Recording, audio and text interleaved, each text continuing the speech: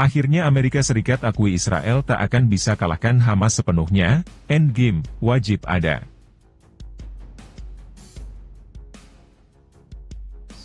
But a major ground operation there would be a mistake. It would lead to more innocent civilian deaths, worsen the already dire humanitarian crisis, deepen the anarchy in Gaza, and further isolate Israel internationally.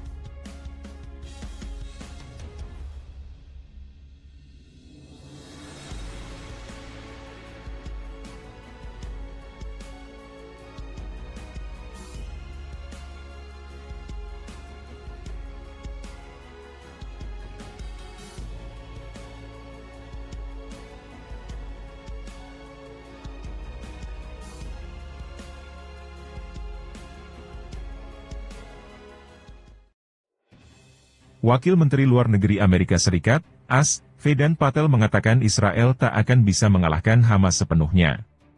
Hal itu disampaikan Patel saat Israel tengah melancarkan operasi militer di kota Rafah, jalur Gaza. Dia dan pejabat AS lainnya mendesak Israel agar menghentikan serangan di Rafah. Mereka mengimbau negara Zionis itu untuk memilih jalur diplomasi. Patel menyebut harus ada endgame atau tahap akhir perang di Gaza. Israel punya tanggung jawab untuk mengaitkan operasi militer mereka dengan tahap akhir perang yang benar-benar jelas dan strategis, kata Patel kepada wartawan di Washington, AS, pada hari Selasa, 14 Mei 2024, dikutip dari The Jerusalem Post. Ucapan Patel itu mirip dengan pernyataan penasihat keamanan nasional AS, Jack Sullivan sehari sebelumnya. Tekanan militer diperlukan, tetapi tidak cukup untuk mengalahkan Hamas sepenuhnya, ujar Sullivan. Sullivan menyebut jika upaya militer Israel tidak dibarengi dengan rencana politik untuk Gaza dan rakyat Palestina masa mendatang, Hamas akan terus kembali lagi dan Israel bakal terancam. Kami melihat ini terjadi di kota Gaza. Jadi, kami berbicara kepada Israel mengenai bagaimana menghubungkan operasi militer mereka dengan tahap akhir perang yang jelas dan strategis, kata dia saat bersiap melawat ke Arab Saudi dan Israel minggu ini. Pernyataan kedua pejabat tinggi itu beserta Menteri Luar Negeri AS Antony Blinken telah memperlihatkan dengan jelas bahwa pemerintah AS di bawah Presiden Joe Biden ingin Israel maju ke meja perundingan untuk menyudahi perang. Pernyataan tersebut keluar di tengah kecilnya kemungkinan gencatan senjata dalam waktu yang dekat. Serangan Israel di Rafah. Adapun pasukan pertahanan Israel, IDF, pada minggu lalu sudah melancarkan tahap awal operasi militer di Rafah. AS dan masyarakat internasional sudah berulang kali menyatakan menolak operasi itu atas dasar kemanusiaan.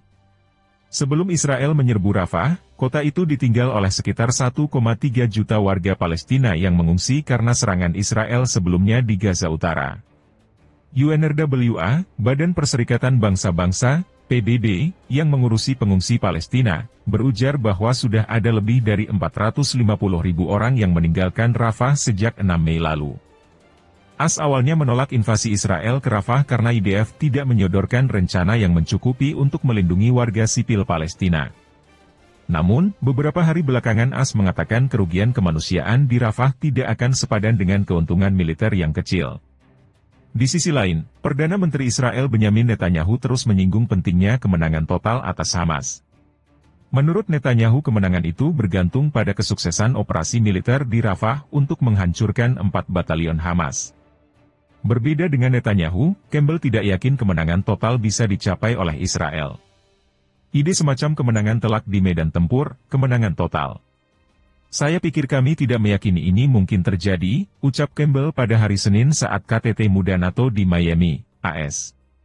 Seperti Campbell, Blinken pada hari Minggu lalu juga meragukan kemampuan Israel yang hanya mengandalkan kekuatan militer untuk mengalahkan Hamas. Blinken menyebut situasi perang di Gaza saat ini mirip dengan situasi yang dihadapi AS di Irak setelah peristiwa serangan tanggal 11 September 2001.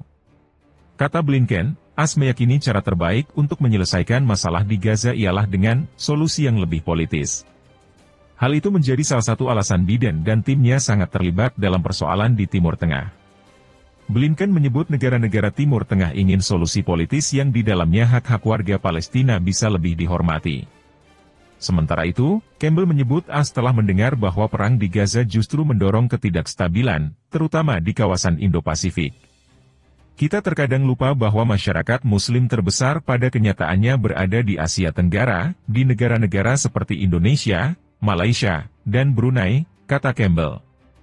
Negara-negara ini sangat menginginkan kita agar bergerak ke periode setelah Perang Gaza, yang pada periode itu Gaza dibangun kembali dan ada solusi politik, katanya.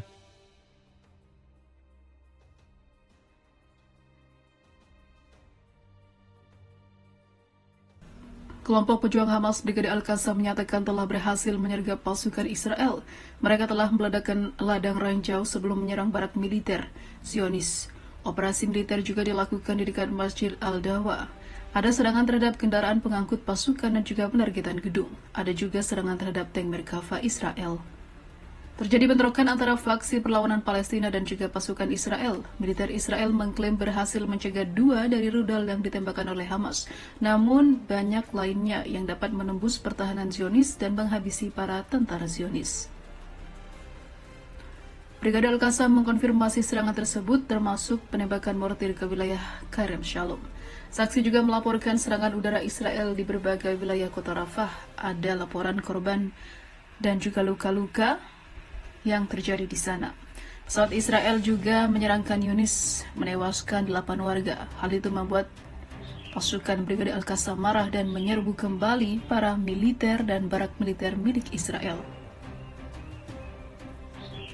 Sementara itu, di kota Gaza, bentrokan sengit terjadi di Al-Zaitun. Israel melakukan serangan besar-besaran sebagai tanggapan atas serangan Hamas. Otoritas Kesehatan Palestina mencatat ribuan korban dan luka-luka.